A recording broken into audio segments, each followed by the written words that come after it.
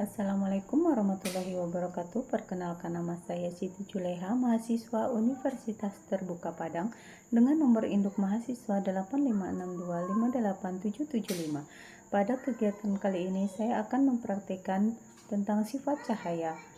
Tujuannya adalah setelah melakukan kegiatan percobaan ini diharapkan dapat menjelaskan sifat-sifat cahaya, menjelaskan sifat-sifat bayangan yang dihasilkan oleh cermin, menjelaskan sifat-sifat bayangan yang dihasilkan oleh lensa, menentukan fokus cermin cekung, dan menentukan fokus lensa cembung.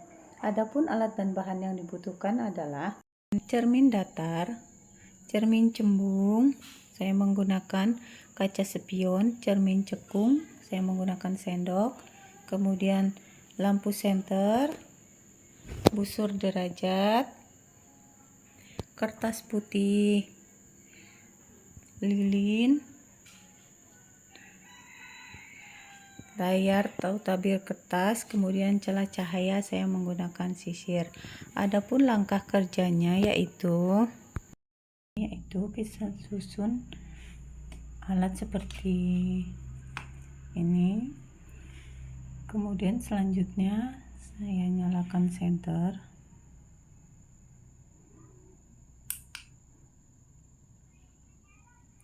Dan mengamati jalannya bekas cahaya pada saat sebelum dan sesudah mengenai cermin.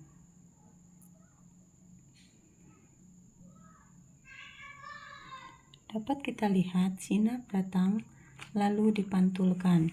Sudut datang selalu sama dengan sudut pantul. Ketika I atau sinar datang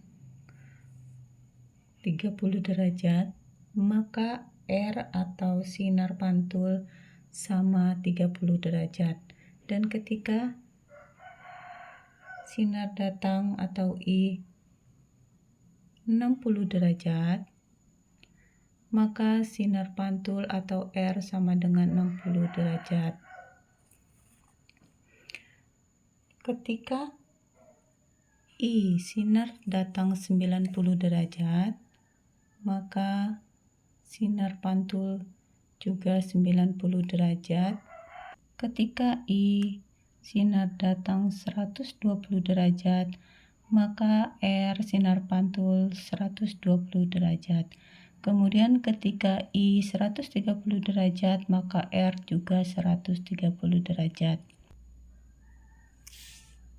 Kemudian kita letakkan lilin di depan cermin datar dan mengamati bayangan selama lilin ini saya gerak-gerakkan dan mencatat bagaimana sifat-sifat bayangan yang dibentuk oleh cermin datar tersebut.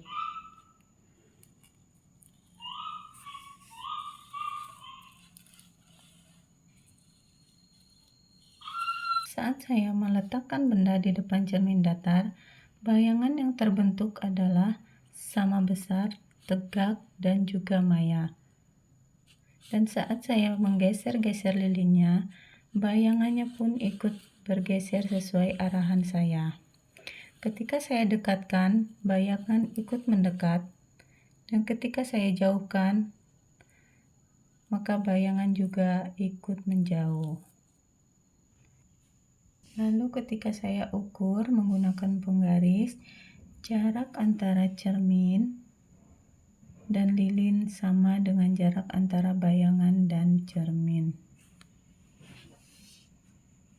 yaitu berjarak 10 cm.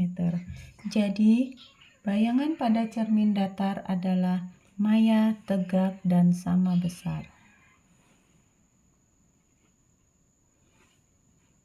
Percobaan selanjutnya adalah pemantulan cahaya pada cermin cembung. Saat cermin didekatkan, bayangan yang terbentuk adalah maya, tegak, diperbesar. Saat cermin dijauhkan, bayangan yang terbentuk adalah nyata, terbalik, dan diperkecil. Kemudian selanjutnya, saat cermin cekung ada di tengah-tengah, bayangan yang terbentuk adalah nyata, terbalik, dan diperbesar. Selanjutnya saya akan mengukur jarak benda dan jarak bayangan pada cermin cekung. Kita ukur dari jarak layar ke lilin yaitu 10 cm, kemudian jarak lilin ke cermin cekung adalah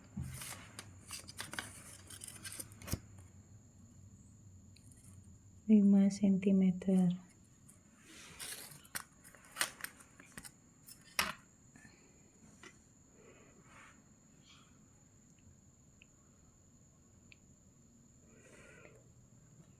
Kemudian saya mengubah jarak bayangan lilin dengan benda adalah 12 cm. Lalu jarak lilin dengan cermin adalah 6 cm.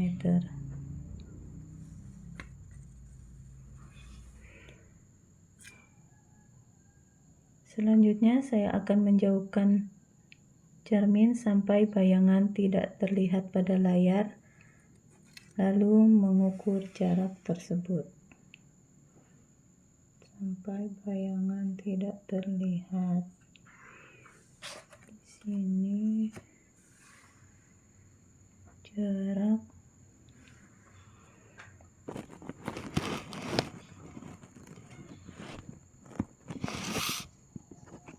sampai bayangan tidak terlihat.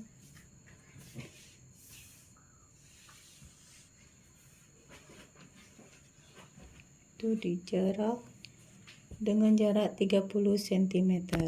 Kemudian saya jauhkan lagi 32 cm. Di layar putih juga tidak nampak bayangan. Kemudian geser lagi 34 cm. Di layar putih juga tidak nampak bayangan. Kemudian 36 cm, tidak terlihat bayangan. Nah, kesimpulannya, cahaya memiliki sifat pemantulan yang berbeda pada cermin datar, cekung, dan cembung. Cermin datar menghasilkan bayangan maya tegak sama besar dengan benda. Cermin cembung menghasilkan bayangan maya tegak diperkecil. Cermin cekung membentuk bayangan maya jika benda dekat, nyata jika benda jauh. Cermin cekung membentuk bayangan maya jika benda dekat, nyata jika benda jauh, dapat tegak atau terbalik tergantung jarak benda.